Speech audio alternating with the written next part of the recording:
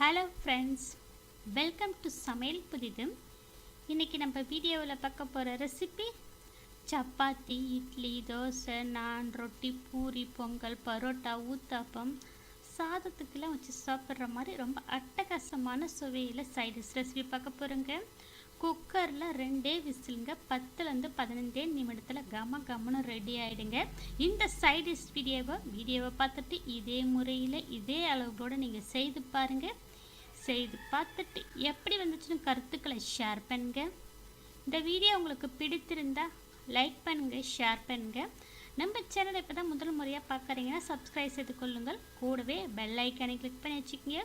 அதில் ஆல்ன்ற ஆப்ஷன் வரும், அதையும் கிளிக் பண்ணி வச்சுக்கோங்க. அப்போ தான் அடுத்தடுத்து போடக்கூடிய புத்தம் புது வீடியோக்கள் உடனுக்குடன் அப்டேட் ஆகும். இந்த வீடியோவை முழுமையாக ஸ்கிப் பண்ண பாருங்கள். இப்போ ரெசிபிக்குள்ளே போகலாம். இப்போ மிக்சி ஜாரில் 1/4 மூடி அளவுக்கு தேங்காவை சீல் பண்ணிவிட்டு சேர்த்துருக்கேன். நீங்கள் துருவிட்டு கூட சேர்த்துக்குங்க. இதில் ஒரு 7-8 முழு முந்திரி சேர்த்துக்கலாம். 1/2 டீஸ்பூன் அளவுக்கு சோம்பு சேர்த்துக்கலாம்.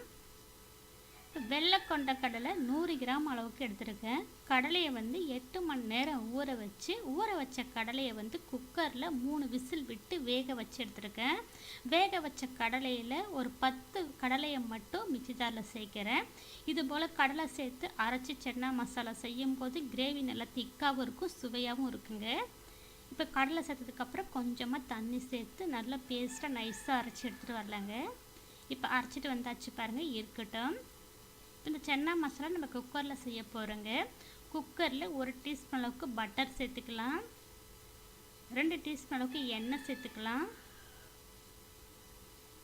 இப்போ இதில் கறி மசாலாலாம் சேர்த்துக்கலாங்க. 1/2 டீஸ்பூன் சோம்பு, 1 ஸ்டார் பூ, 3 கிராம்பு, 2 ஏலக்காய், ஒரு சின்ன துண்டு பட்டை, பிரிஞ்சி இலை 1 சேர்த்துருக்கேன். இப்போ இது எல்லாம் பொரிஞ்சதும் வெங்காயம் 3 பெரிய வெங்காயத்தை நம்ம மிக்சி ஜாரில் கொஞ்சம் கொரப்பாக, ரொம்ப நைஸாக அரைக்கக்கூடாது, கொஞ்சம் கொரப்பாக அரைச்சிட்டு சேர்த்துருக்கேன். வெங்காயத்தை அடுப்பு மிதமான தீயிலே வச்சுட்டு வதக்கி எடுத்துக்கலாங்க. இப்போ வெங்காயம் வதங்கினதும் 2 பச்சை மிளகாய் சேர்த்துக்கலாம். 1 டீஸ்பூன் அளவுக்கு இஞ்சி பூண்டு பேஸ்ட்டு சேர்த்துக்கலாம். இஞ்சி பூண்டு பேஸ்ட்டு சேர்த்து அடுப்பை சிம்மில் வச்சுட்டு நல்லா மிக்ஸ் பண்ணிக்கலாங்க, அடி பிடிக்கும். இப்போ இது நல்லா மிக்ஸ் பண்ணதுக்கப்புறம் இதில் நம்ம மசாலா பொருட்களும் சேர்த்துக்கலாம். 1 டீஸ்பூன் தனி மிளகாய்த்தூள், 1 டீஸ்பூன் மல்லித்தூள், 1/2 டீஸ்பூன் கரம் மசாலா, 1/4 டீஸ்பூன் ஜீரகத்தூள், 1/4 டீஸ்பூன் அளவுக்கு மஞ்சள் பொடி சேர்த்துருக்கேன். இப்போ இதை நல்லா மிக்ஸ் பண்ணிக்கலாம், அடுப்பு சிம்மில் தாங்க இருக்குது. இப்போ மிக்ஸ் பண்ணதுக்கப்புறம் தக்காளி பழம் 2 தக்காளி பழம் பேஸ்ட்டாக அரைச்சி சேர்த்துருக்கேன். தக்காளி ஜாஸ்தி சேர்க்க வேண்டாங்க, நம்ம தயிர் வேறு சேர்க்க போகிறோம். இப்போ 2 தக்காளி பழம் சேர்த்து நல்லா மிக்ஸ் பண்ணிக்கலாங்க. இப்போ மிக்ஸ் பண்ணதுக்கப்புறம் இதில் நம்ம அரைச்சி வச்ச பேஸ்ட்டை சேர்த்துக்கலாம். சென்னா, முந்திரி, தேங்காய்லாம் அரைச்சி வச்சுருக்கோம் பார்த்திங்கன்னா, அந்த பேஸ்ட்டை சேர்த்துக்கலாங்க. இந்த பேஸ்ட்டை சேர்த்து மிக்ஸ் பண்ணும்போது கட்டாயம் அடுப்பு சிம்மில் வச்சுக்கோங்க, அடி பிடிக்கும். இப்போ நல்லா சிம்மில் வச்சுட்டு நல்லா மிக்ஸ் பண்ணுறேங்க. இப்போ மிக்ஸ் பண்ணதுக்கப்புறம் இதில் 2 டீஸ்பூன் அளவுக்கு அதிக புளிப்பு சுவை இல்லாத கெட்டியான தயிராக சேர்த்துருக்கேன். இப்போ தயிரையும் சேர்த்து நல்லா மிக்ஸ் பண்ணிக்கலாங்க. இப்போ மிக்ஸ் பண்ணதுக்கப்புறம் இதில் நம்ம வேக வச்சுருக்கோம் சொன்னால் பார்த்திங்கன்னா 100 கிராம் கொண்ட கடலையை 8 மணி நேரம் ஊற வச்சு குக்கரில் 3 விசில் விட்டு வேக வச்சு எடுத்துருக்கேன். 3/4 பதம் வெந்திருக்குங்க. இப்போ கடலையை சேர்த்துக்கலாங்க. கடலையை சேர்த்து நல்லா மிக்ஸ் பண்ணிக்கலாம்.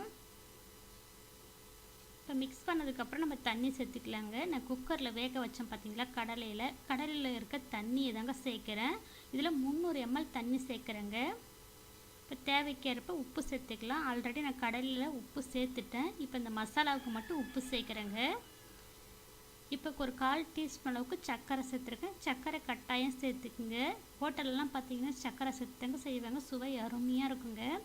1/4 டீஸ்பூன் சர்க்கரை சேர்த்து மிக்ஸ் பண்ணி இப்போ 1 நிமிஷம் கொதிக்க விட்டு மிக்ஸ் பண்ணிவிட்டு இப்போ அடுப்பை சிம்மில் வச்சுட்டு குக்கர் மூடி போட்டுக்கலாங்க. மூடி போட்டு விசில் கட்டை எடுத்து கட் பண்ணி போட்டுருக்காங்க. அதுக்கப்புறம் விசில் கசமாக இருக்குங்க. இப்போ விசில் சென்னாங்க மசாலா ஃப்ளேமில் 2 விசில் விட்டு விசில் சாஃப்டாக ஆனதுக்கப்புறம் ஓப்பன் பண்ணுறோம் பாருங்க. இருந்ததுங்க சூப்பராக கமன்னு பாருங்க. நம்மளுக்கு சென்னா மசாலா சுவைச்சு சாப்பிட்டோம், அவ்வளோ அருமையாக இருக்கும். மல்லித்தலையும் புதினா.